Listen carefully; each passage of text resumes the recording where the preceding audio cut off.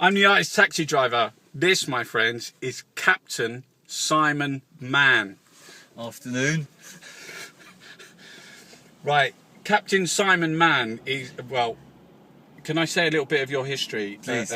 He was in the British Army, SAS, mercenary, involved in a sand line, which we'll get into a bit later maybe, and diamonds and gold and copper and mines, and the overthrow of African nations. Okay, what's it like to be a soldier? I enjoyed being a soldier.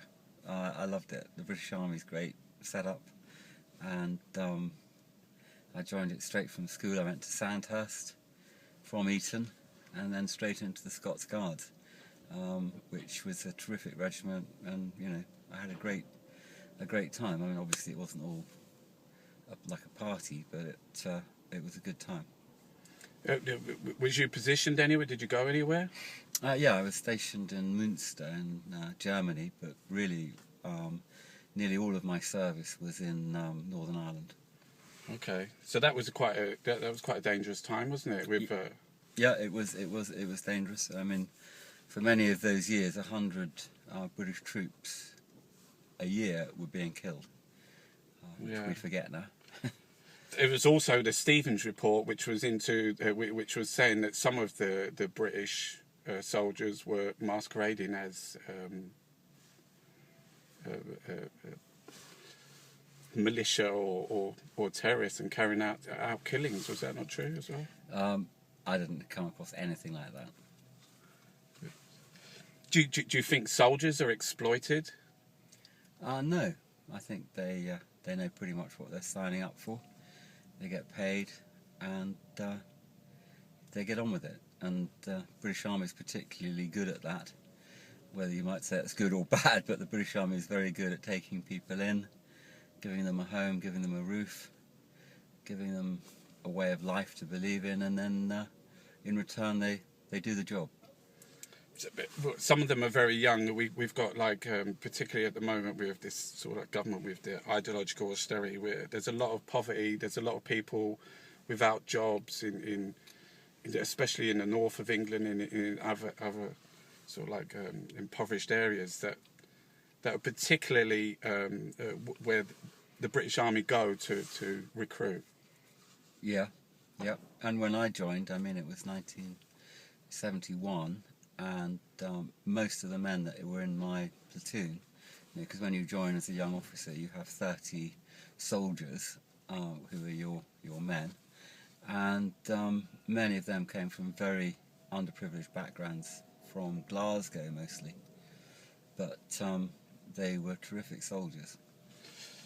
But they'd never been very well treated, even if you go back to times when the Charge of the Light Brigade, and he wrote that fantastic poem, but then they was left out on the streets, the survivors. Well, I think I hope we're doing better than that now. But some of them are saying that things aren't that much better. That it's very hard, because you have all these opportunities. They say that you have training, you can, we can give you a career, but in a lot of times, especially with current wars and that, they have post-traumatic stress, loss of limbs. It's very difficult. But I think there's a lot that is done now that wasn't done in the Crimean wartime, which you're referring to, the Charge of the Light Brigade. I've got involved with a couple of things now, and I mean, there is a lot more done today, and I think it's pretty much okay. Do you think, what about war is good for business?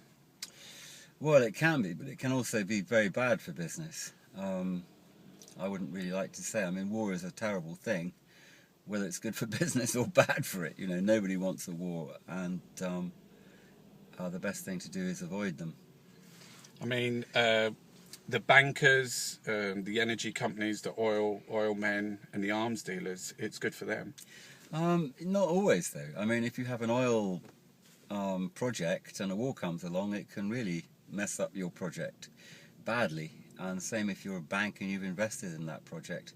And even the arms dealers will tell you, I mean, actually, when there is, for example, when the Iraq War was at its the Iraq War following the invasion, when that was at its full height, there was so much of the defence budget was going on simply buying fuel for the tanks, etc., that actually the order books for longer term R&D and longer term projects reduced. But the public are paying for it because all the war is funded by taxpayers' money, isn't it? So the Sure public is. are paying for it. But these companies, like in Iraq, I mean, specifically, you was in the first Gulf War.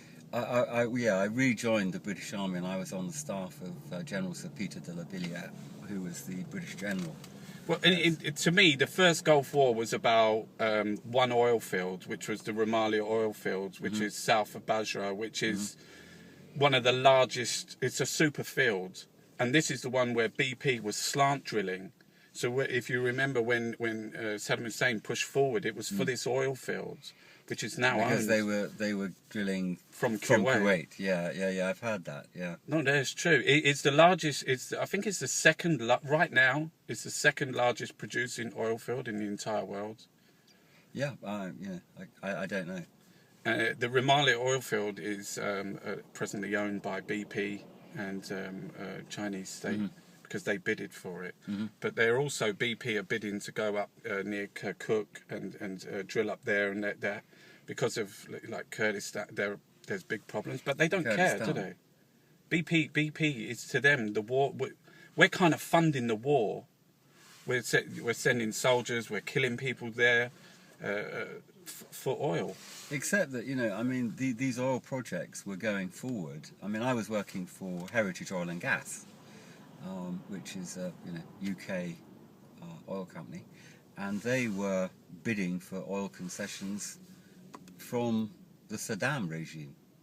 So, I mean, these things are not, what I'm saying is that the bidding for the oil and the oil projects are not necessarily as a result of the war, because those projects would have happened anyway, and in fact were happening anyway. I mean, the war happened because Saddam invaded Kuwait. Well, he didn't want them slant drilling, but I mean, on the second instance, Tony Blair took everyone to war on a lie, and it gets the first thing they do when a war starts is they forget about why it started. Well, that does happen, doesn't it? Well, that, to me, like, how I see it is like the global economy. If you look at the top 100 companies in the world, they are oil companies, they are banks, arms dealers. They're all the top companies. So without debt, without destruction, without widespread death and wars, the global economy would collapse. I don't know. I'm not an economist. I just simply don't know whether you're right or not. I think not, but we'll have to disagree. What's the role of Britain within the world? What do you mean? What should it be, or what is it? What is it? How do you see that we act around the world? I think the UK's in a very sort of strange place in a way, because we're almost a major power, but we're definitely not a major power. We were one. We have a huge amount of influence. I think we have a great deal of goodwill around the world. And basically, we're just trying to make money. Yeah. We're in a funny position because we're not a world power, but we very often carry the weight of one. But we're good at like our banks and our oil companies are good at making money. They're the largest companies in the world. BP and Shell are in the top 2 or 3 companies in the world. Well, I mean, that's good, isn't it? Well, what do you think about this? Like, it's a bit of Nietzsche philosophy, and it's about the collective good, and he wrote about it in Good and Evil. And I see Britain as that. It's kind of like how we get ourselves together, and we have this patriotism, nationalism, and we're the good guys. Well, we like to think we are. Well, we make it so, but that's what, to me, that's what funds are. But so, do you think we're not then? I think that underneath it all, we have some of the worst, most complicit, through continued imperialism, colonialism, going around countries and mining and fighting wars. Along with our partners, America, You know, we're involved in nearly every country's business around the world. But it's a global economy now, isn't it? I mean, you could say the same about Japan. What do you think about that thing then, the civilised and the uncivilised? My experience is that there isn't really, I don't see the world like that. You know, I was in prison for 5.5 years in Africa, and the people I was in prison with would, generally speaking, be regarded as uncivilised by most people here in the UK, for example.